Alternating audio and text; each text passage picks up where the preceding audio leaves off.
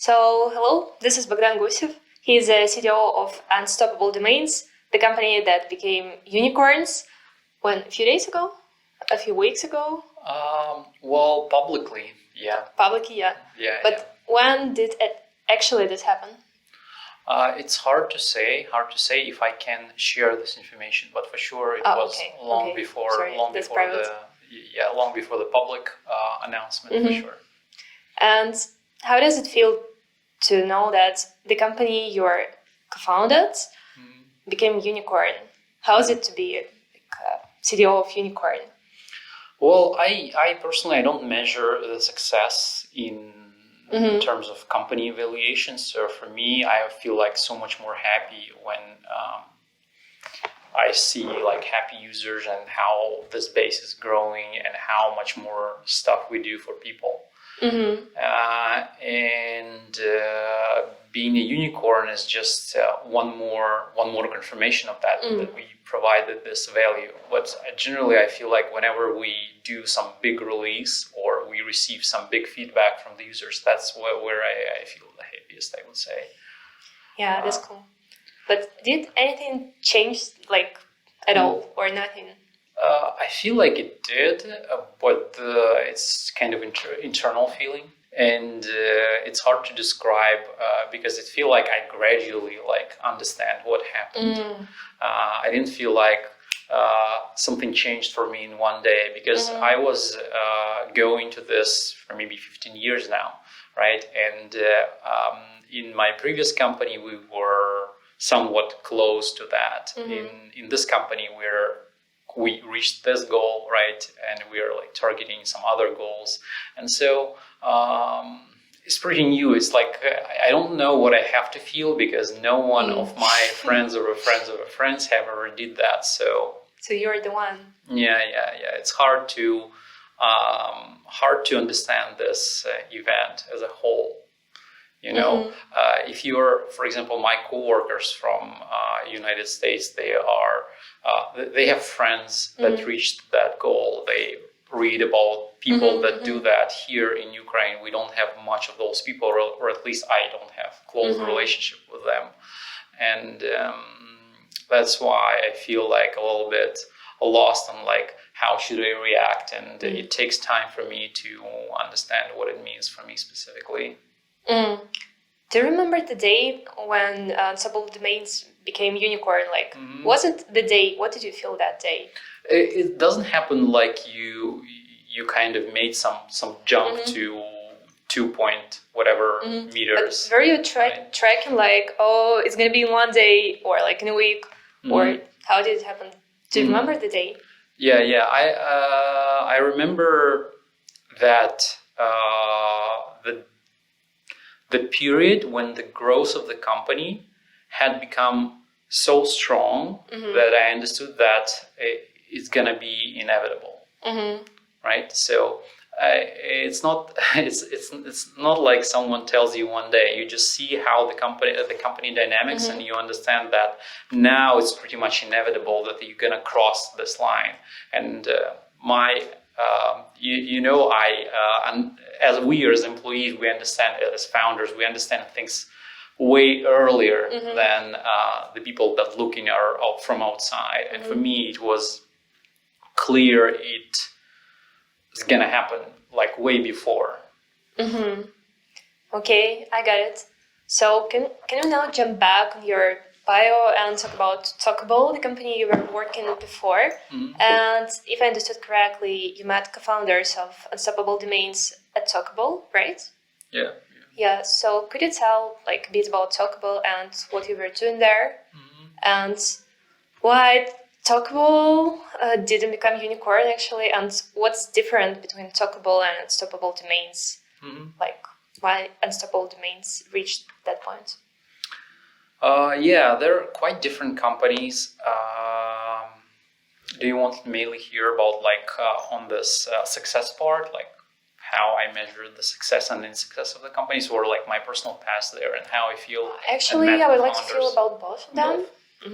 So let's probably start from how I got there. So I remember I was somewhat desperate with my previous jobs. I was working mainly in outsourced companies in Ukraine, and I was like, I want to work with better people, whatever I put into this term. So I understand that the people I'm working with, they are not quite good at business, right?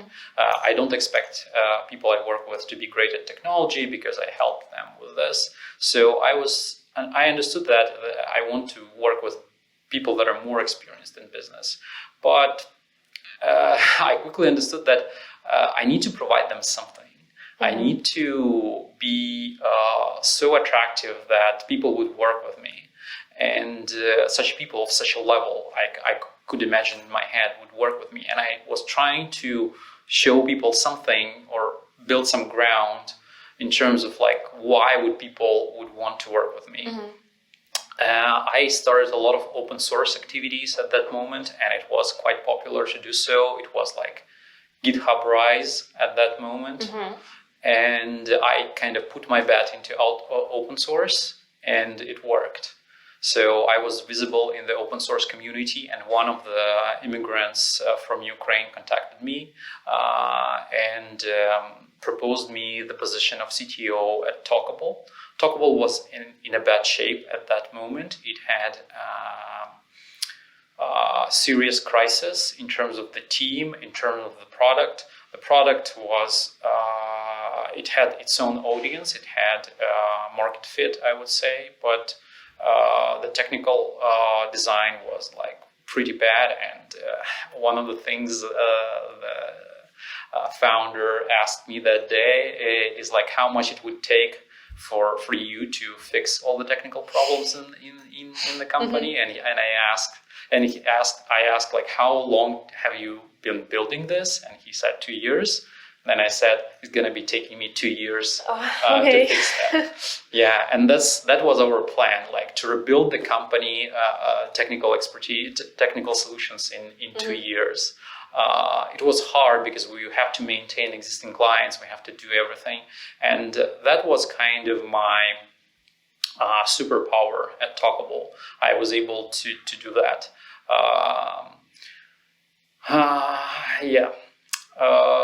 And then I met Brad and Matt, two other co-founders of Unstoppable Domains at Talkable, and they were also kind of impressed with myself. I hope so, right? At least I understood this later. I didn't think of that at that moment, but I was just trying to do a great job. And when Talkable became shaky again, Brad and Matt, they left Talkable by different reasons way before that. But I was working there for 6 years, and I was like pretty tired myself, tired of work in general, and from Talkable overall. And there were problems that I couldn't fix in any other way than leaving. You can fix problems this way. And I left. And Matt contacted me almost immediately, just like say hi, etc. We went pretty close. Sorry, what year was that? What year was that? It was 4 years ago, I would say. Yeah. So it's 2018. Yeah. Okay. Yeah, and Matt contacted me almost immediately. We were pretty close at Talkable. Talkable was a very casual company compared to Unstoppable. I remember in the beginning of Talkable, we were like, I was taking care, for example, about publishing our job opportunities at websites. I was making sure the office is cleaned. I was also searching for the office for the company. So I was doing like everything to form the Ukrainian office of the company at that moment. And so because of this casual relationship, I got pretty close with Brad and Matt. When I visited them in San Francisco, we had to live in the same house because the company couldn't afford myself like a hotel or something else. So And so we got pretty close. But anyway, I didn't expect Matt to contact me almost immediately. He said that he has a new company. He founded a new company, Unstoppable Domains, and he wants to invite me to that company. My initial position wasn't CTO, but the kind of conditions he proposed to me were way better than anything I could find myself. So it was like pretty unexpected, like different level of proposal. And I was like, okay, so there's pretty much nothing to choose from, right? And so I went to Unstoppable to work there. Yeah. I get it now. So you joined the company in 2018, right? Because later, because I took 6 months off or so. Yeah, that's why I was just going through your LinkedIn, and it says that Unstoppable Domains was founded in 2018, and you joined the team in 2019. In January, like in early 19, in March actually. So that's why I was curious how was it happening. Yeah, I was very tired, so I took like 6 months off between jobs or so. Okay. So, now as a person who's not that deep into crypto, I should ask these questions. Could you please explain for people like me or like who know even less, what is Web3? Well, Web3 is a difficult concept. Right, it's too much philosophical. Do you know what's Web2? So we can go by Web 1, Web 2, and Web 3. Right, yeah. Yeah, so Web 2 is a classical website. It's like network, it's centralized, right? Yeah, for sure. And I'm a bit stupid. I'm a bit stupid when we're coming here. So I think it would be better if you explain the difference between Web 2 and Web 3. Because my knowledge is not so I'm going to tell the difference between Web 1 and Web 2, because Web 3 only happened because Web 2 happened, right? And so you probably, like most people listening, they saw how Web 1 changed to Web 2, and it was like conceptual shift into how much internet can do for you. I remember in Web 1, the websites were not that advanced, and it was clear limit of like how much stuff you can do on the internet. And with Web 3, there was like major breakthrough into how many things you can do in the internet. And so it's hard to say like which thing specifically. It's like the Web 3 was the age of Google Maps, for example. No one in the Web 1 was ever imagining something like Google Maps is possible through the browser. All right. And they were things like Google Docs, right? No one previously thought that you can store your documents in the internet and have this type of collaboration and rich text editing in Web 1. It wasn't kind of seen.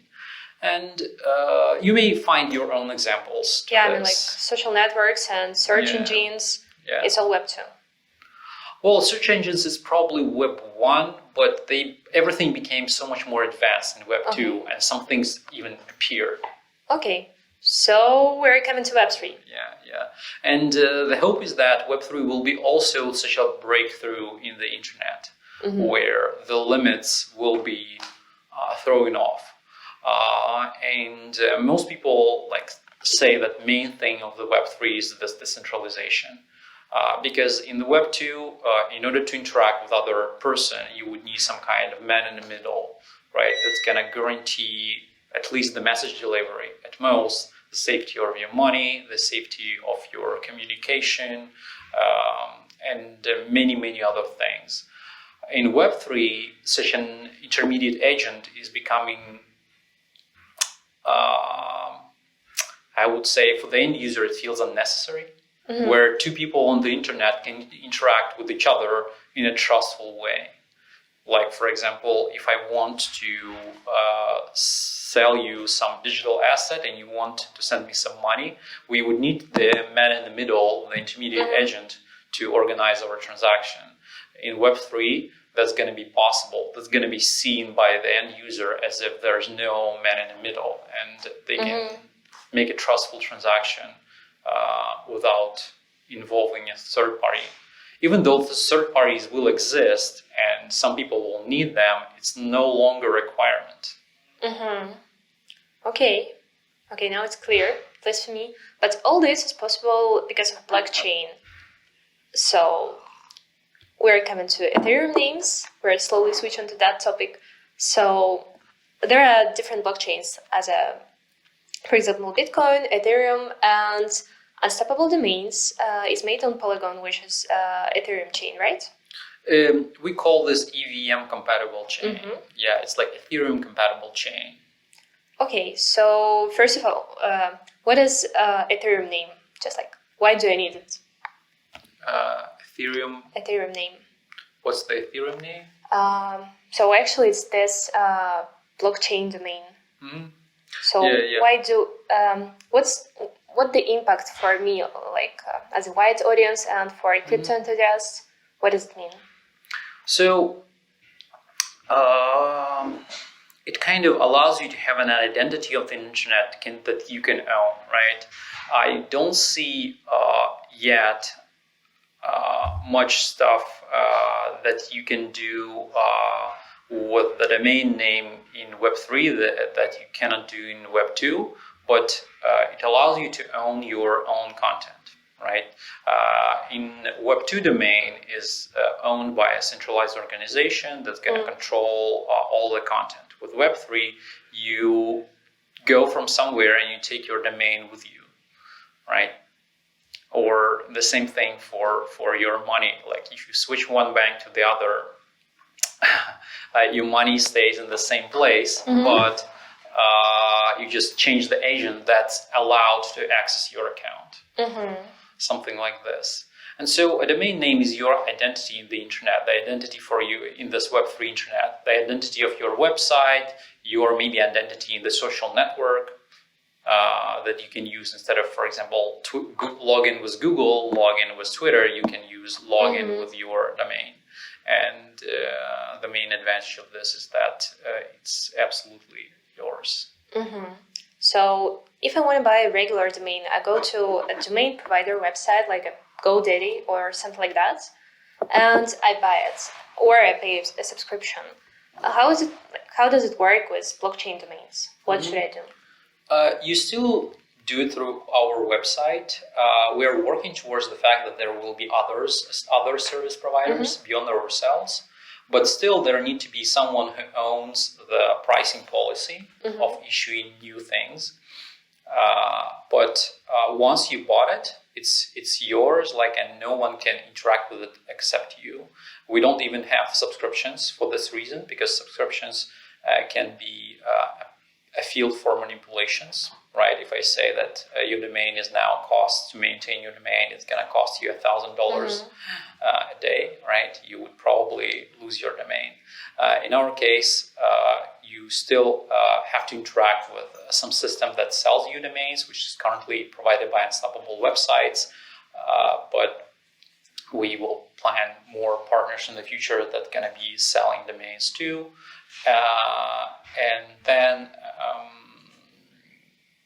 you configure it through our website or through other service provider, whoever you think is best. If I bought a domain name on blockchain and I want to resell it, like later to someone, should I resell it first to you, or I can do it directly to the person? You can sell it directly to the person. Domains are built in a standard that is called NFT for short, right? So domains are this part of implement this standard, and by this standard, what you can do, you have exclusive ownership of your domain. Only you can configure it. Only you can transfer it to other account by whatever conditions you define, and that's guaranteed by this standard, guaranteed by blockchain and its cryptography. Okay, got it. So another question is, why did you choose Polygon for Unstoppable Domains? Why exactly Polygon? So Unstoppable Domains runs on both chains, on Ethereum and Polygon, and Polygon is a scaling solution on top of Ethereum. We kind of choose Polygon because we choose Ethereum, right? So in order to answer why we choose Polygon, we need to first answer why we choose Ethereum. Let's go there. Let's go there. Let's go there. So why we choose Ethereum? Is because we think that it's the best blockchain. And why? Why is that? In my opinion, they just did everything right. Okay. What exactly? On the technical side, I think like their technical design is absolutely brilliant, and their security is also like super high, right? In my opinion, so some people say that Bitcoin is more secure than Ethereum. I will not argue with that, but I'm not sure why we need absolutely insane level of security of Bitcoin in day-to-day basis. But on Ethereum, we have so much more features than on Bitcoin because there are some trade-offs. But I don't think they're important for the end user, right? They're only like a point for discussion for some security professionals or security freaks that want absolute security in their life. No one will ever guarantee them that. And so Ethereum is so much more easy to use, and it will be really hard. I think it will be really hard to build something that's far better than Ethereum in the near future. It's like all the chains that appeared after Ethereum, they're better in some way and worse in some other way. There's I don't see any opportunity to make another major breakthrough that Ethereum was compared to Bitcoin.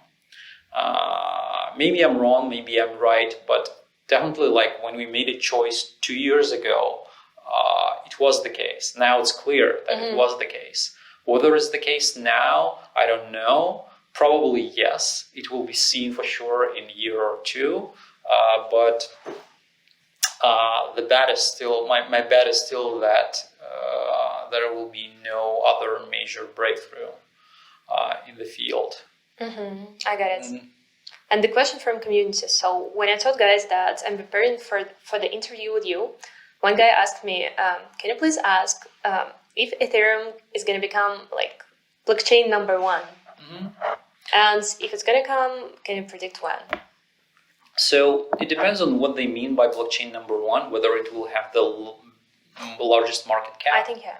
Market cap. In terms of market cap, I will not do any predictions because I think that it's pretty inadequate. It doesn't follow some technical logic. It's more following like human emotions logic. Whether I should invest to Bitcoin or I should invest to Ethereum. In terms of the usage, like how useful it will be, I think Ethereum is the most useful blockchain at the moment. If comparison with Bitcoin is actually easier because Bitcoin is absolutely impractical blockchain. It's a proof of concept blockchain. Like the first thing that people built that came to their mind to prove that the concept can exist, right? It's like a scientist proving that E equals mc squared, but no one can understand except for a few professionals, like what it is. But then in 30 years from this, there are other people that kind of reevaluate the concept, and now it's being taught in school, right? Bitcoin is like that. Ethereum is more practical. It has it's so much easier to use, and it has some perspective on change. Like Bitcoin is built like once and forever. Ethereum is built to evolve, and it's evolving, and sometimes it's evolving in a very painful way, but still they prioritize the change. Okay, so another question. Do you at Stoppable Domains consider starting making names like involving other chains, other Ethereum chains like Aurora or Phantom? maybe near? So there is a demand for this, but it doesn't grow. It doesn't seem to be very much request for this type of feature. It's also obvious, at least to me, that most blockchains that are, for example, top 1,000 at the moment, they are going to die. And because of this, if you think long term, I don't think there is any room. Well, why would you do this? Is just because to diversify your risks, like not putting all your eggs into the same basket. But still, I feel like Ethereum is so strong that it's going to be one of the survivals, and it doesn't lose its positions to the competitive blockchains. Yeah, it lost somewhere in some principal positions, but it can catch up, it can evolve, and I just asked Bogdan of the records about how the company was founded, just because at the 2017 there was a peak by that moment, and then the market failed, and I was asking like about feelings and thoughts at that moment. And did co-founders, you didn't join the company yet? Yeah. If Matthew and other co-founders had a thought that just like, we don't need that, we should end this and quit working with Bitcoin and Ethereum and blockchain at all. So can you switch to English and continue that? Yeah. Yep. So, they told me about this period. They were really worried. They didn't know what's going to happen next. I'm not sure what made them feel like they want to continue. In some cases, like in my experience, when I feel like it's not the startup is not gonna work, and I ask myself, so what would you do instead? And I have no answer, so I continue. Right? That's my personal response to the problem. Right? So what would you do? Go to other company and do the same thing? And so because of this, I continue. I'm not sure, they probably have their own motivation in this field, but for sure they told me about their themselves being depressed or being hit by market fall. I get it. And another question about the moments. I remember it was last year, or it was 2020, the boom of NFTs. And when exactly I've heard the first time about Ethereum names. So how did you feel by that time? Was it like too much work, so you cannot cope with that? Or it was planned, you predicted, or it was a surprise? How was that? Market wasn't predictable, and I didn't expect it to go this high. And we had a lot of the scaling work.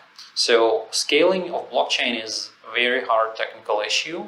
That's also pretty scientific. And you cannot work on scientific problems when you are so pressured by the market. At least you have to account for this. And it was probably the hardest time for me because we were pressured a lot. And we signed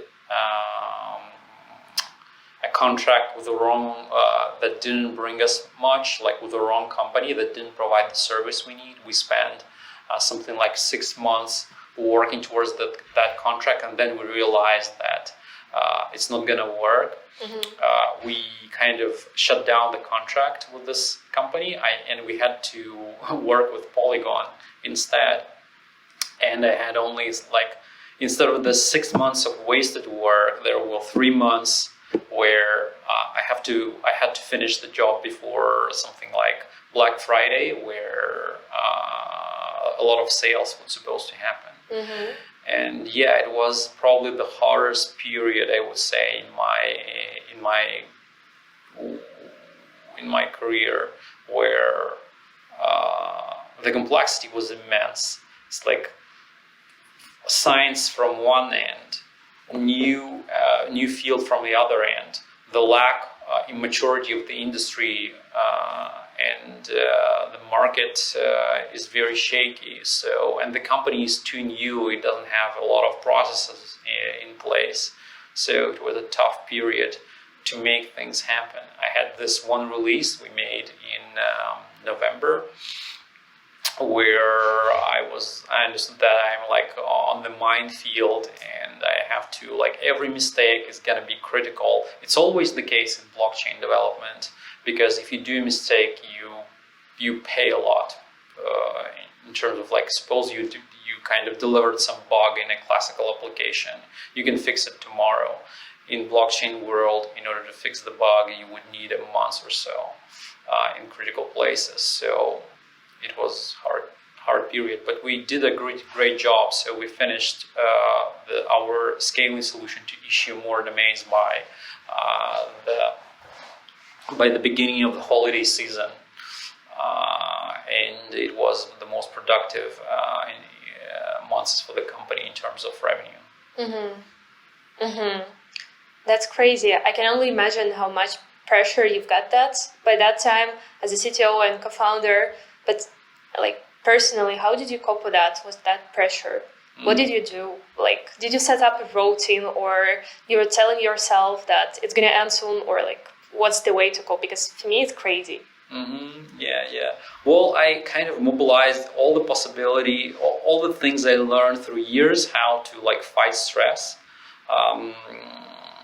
Any special techniques? Special techniques? I have some exercises that I do that help me to release stress. But you have to practice them for years to make sure they work for you, right?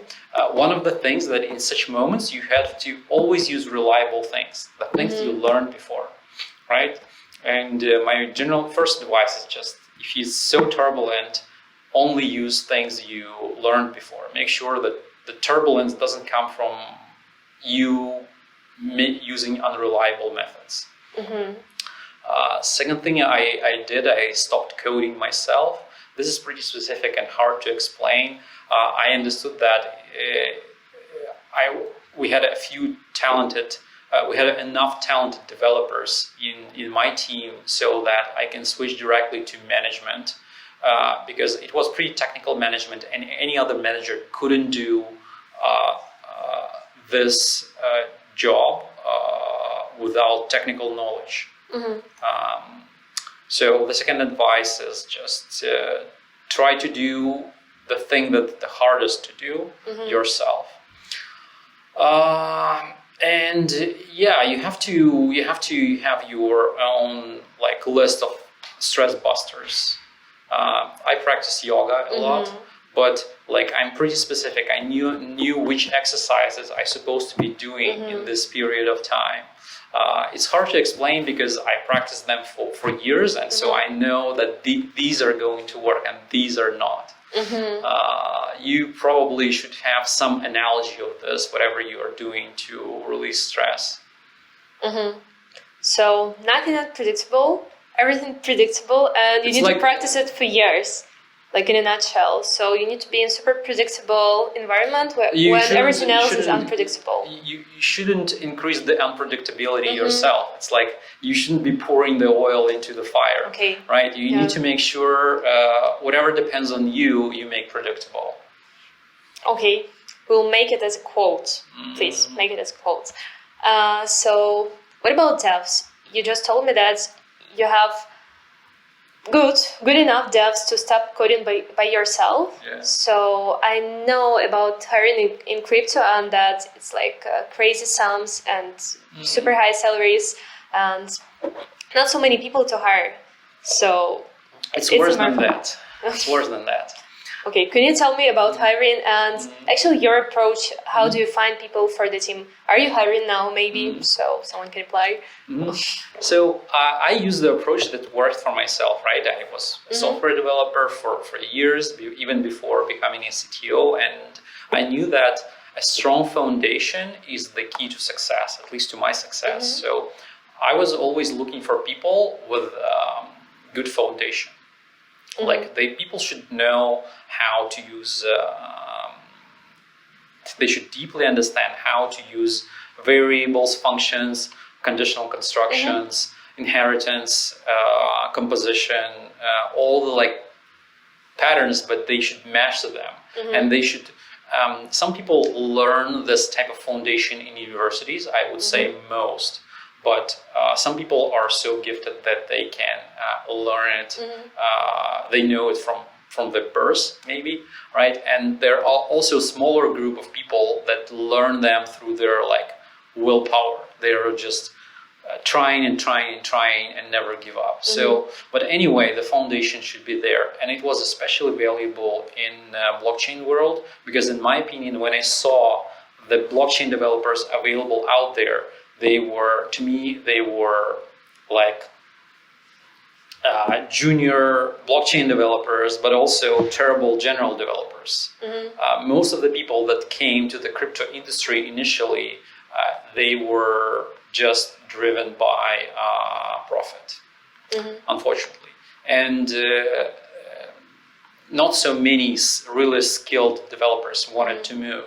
So my strategy was to convince really skilled developers to switch their focus to blockchain, make sure they have a good foundation so that their knowledge, it's not specifically bound to the area they were working on, but their knowledge is too fundamental so that we can apply this knowledge in blockchain.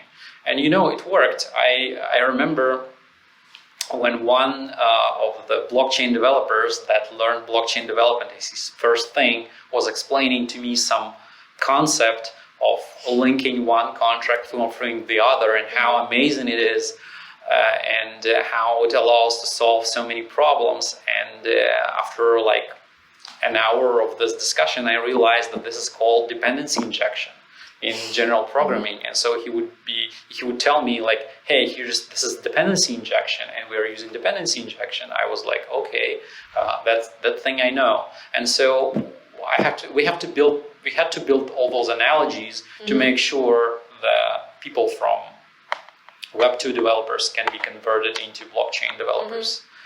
And when you did the transition, it doesn't feel that different. It's just the terminology in some areas, it's different. So what's the approach now? Do you hire seniors, blockchain seniors with a good foundation, or you convince seniors from Web 2 to switch to Web 3? Second thing, for sure. There are no senior blockchain developers, even us. It's like to become a senior blockchain developer, you need to be 5 years in the industry. How many people you know that are like 5 years in blockchain development? And ideally, they should also try classical development first, because the level of Web 1, Web 2 development is so much higher. If they just start in blockchain, they are doing junior stuff, junior mistakes, and thinking they are like the best, because honestly the level is too low now, and the people who are considering them great blockchain developers here today, in 2 years, if they are not be growing, they will be like very, very much behind. And those people with foundation built in Web 2 that switch to Web 3, they will be learning so much quicker. This like new people that learn blockchain development at their first thing would need to catch up with them. They would need to be like understand that there are more experienced people out there that understand more at more fundamental level, and learn from them. If you're gonna be doing this, they're gonna be growing too with them. So for now, it's seniors only. I mean, seniors, Web 2 seniors only, or do you also hire juniors and mid? Now we do. Now we do. Yeah, it was a period where we only hired seniors to build this foundation. Now we have this foundation like within the company, and we can hire juniors, but we still put focus on understanding the foundation in those juniors. I got it. Hiring blockchain junior developers is not very efficient. Okay, I got it. And how big is the team? So the company has 140 people. I think less than half of them are engineers. Are they Ukrainians or worldwide? Worldwide, yeah. The company was initially built to be a worldwide company. It's the pandemic time, and company put its bet to being remote initially and hire everywhere. Yeah, I'm just asking just because Ukraine is known for its crypto developers and just like for its crypto specialists. Actually, for its crypto, not really developers. Or I'm not right. Hard to say. I feel like it's known, but maybe I'm wrong. Probably. It's hard to say now because it may change in 2 years or so. It's like it's maybe in the moment you're right. We'll see what's gonna happen next. So, do you have like Ukrainians in the team apart from you? Sure. Most people there are multiple teams. So we have something like 22 people or more in Ukraine. I think half of them are engineers. Maybe more now. Maybe 30 and half engineers, like 15 engineers in Ukraine. Did the February 24, when the full-scale invasion began, did it affect your work and processes in unstoppable domains? Oh yeah, for sure.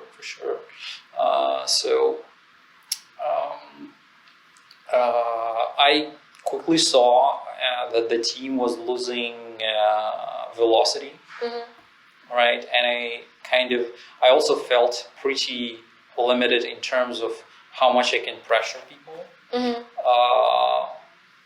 because I understood that if I would be like criticizing someone for not doing things in time, that can cause irreversible problems, right? In his personal life. And when things were so shaky, we had to adapt, and we became less ambitious, and I was communicating this clearly to the business that we're going to be doing less. We made our processes even more dumb to make sure that they don't break, because complex processes in terms of like communication processes and stuff like that, they usually break when things get stressed. So, for example, we abandoned some advanced project management techniques. Even we stopped estimating tasks because it felt like under these conditions we should be acting in the most dumb way. And it kind of worked. So the velocity fell down probably twice or so, but it began to recover in months. And now I still feel like we could do better, but we are like operating at maybe 70-80% capacity. Okay, I feel like that's good for this. How many? 5 months? Yeah. Almost 6. Yeah, that's good for that. How did it affect you personally, February 24, if you're comfortable to talk about that? Yeah, I can. Yeah. Were you in Kiev? Yeah, I was in Kiev. I was in my apartment. It's 24th was really weird for me. I have some kind of life principle I have that for bad things you should prepare beforehand.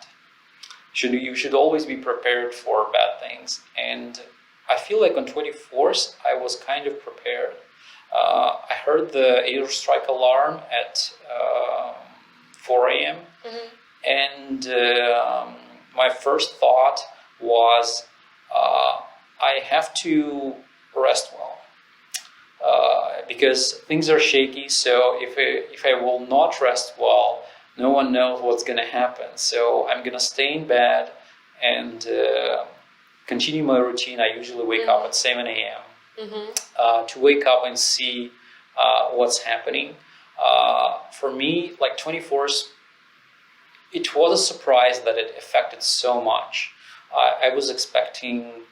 I didn't expect, for example, explosions all over the country. But to me, it's like the war wasn't guaranteed, but I was like maybe when I was going to bed on 23rd, I was like 20-30% sure that invasion is going to come. The real problems for me started when Bucha was revealed.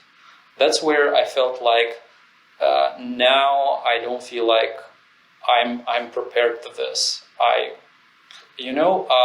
My life wasn't turned in a way that I met people like Putin or Lavrov when I was young, and not them, but some other people, and I kind of I'm understanding at a pretty deep level what's their logic. But when Bucha came, I was like, now I don't understand what's going on, and I feel lost, and I feel like I don't know what to do. That's where I felt really desperate. 24th was easier. Mm-hmm. Did you manage that feeling, or it's still staying with you? Somewhat, yeah. I feel like I understand what's going on to some degree, but there are some deeper level where I felt like I'm helpless. When I'm trying to stay rational, I'm like, okay, I'm in Kiev, I follow airstrike alarms, I feel safe. Because of this, I feel like our army is protecting my family. But when I try to understand this at a deeper level, what's going on in Olenivka or Bucha, I feel like I can't get that. Mm-hmm. So, how does this affect your work now? You told me about the team and how did you manage it with Ukrainian employees, but how does this, from your personal perspective, affect your work now? So, let's start at this ground level first. There are some public services unavailable, specifically a kindergarten. We have to, my daughter is pretty young, so we have to take care of her ourselves, myself and my wife, and it requires a lot of time because she liked to go to the kindergarten. It was a big service we like to have. Right now, we have to do it ourselves. Some other public services that are unavailable, they're also somewhat an issue, but not as big one. Traveling restrictions is a big deal. I haven't saw Matt and Brad and other co-founders in Braden for 3 years now, and it's quite hard. I feel like we have lack of trust in the team because of this, because we didn't just have an opportunity to meet each other. Because for other co-founders that are meeting, each of them they're so much more real to each other, and I feel like I'm just being separated from this. It all started from pandemic, though, right? So the war only committed to a part of it, but yeah, I just really forgot that pandemic exists. Yeah. I just really forgot about that.